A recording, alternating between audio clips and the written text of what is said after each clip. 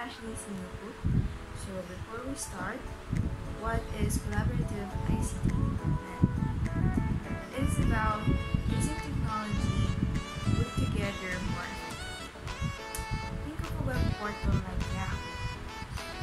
It's like a big store where you can find a lot of different things all in one place, like news, emails, and similarly like Facebook groups, Yammer, WordPress, Google Drive, and Microsoft Office Online and Trello help people work together online. For example, is Google Drive and Microsoft Files Online. So let me read the definition of Google Drive and Microsoft Office Online and people. So allow multiple people to work on different office files and even have their own groups cloud storage. So dito, mga tao, ginagamit nila yung mga different office files, documents, like PowerPoint, Microsoft Excel, and Microsoft Document. Yan, nagagamit din natin yan as students, and also sa mga nagtatrabaho to companies.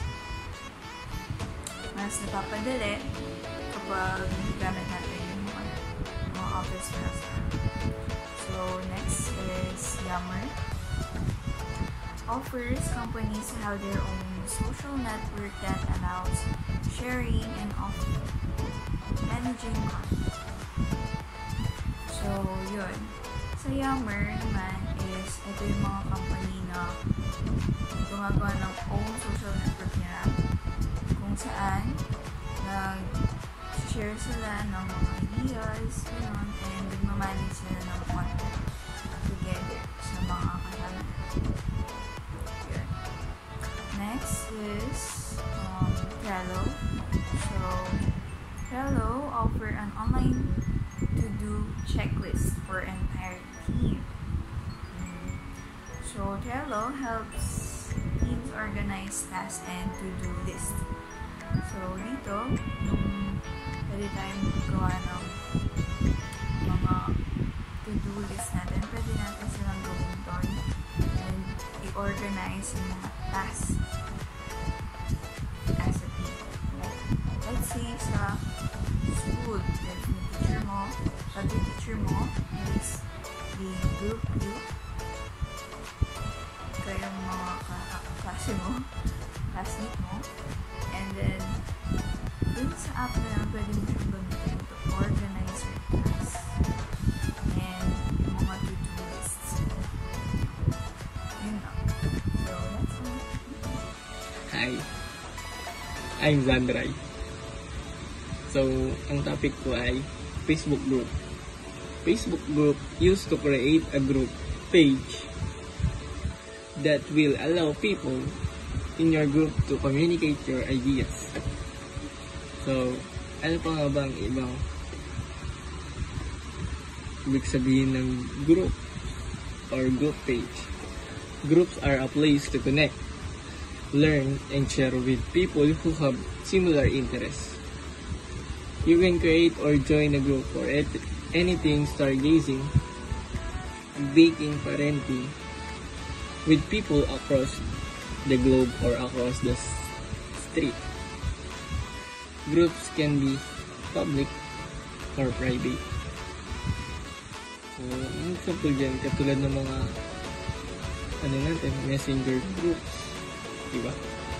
Para kahit wala tayong pasok is nakakagawa tayo ng mga activities dahil dun sa ating Facebook group and dun sa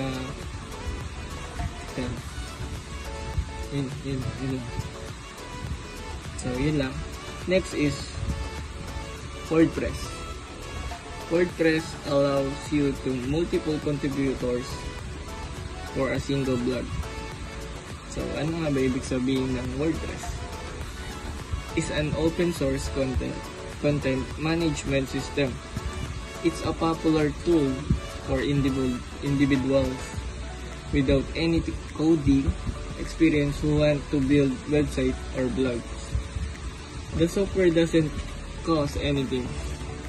Anyone can install, use, and modify it for free.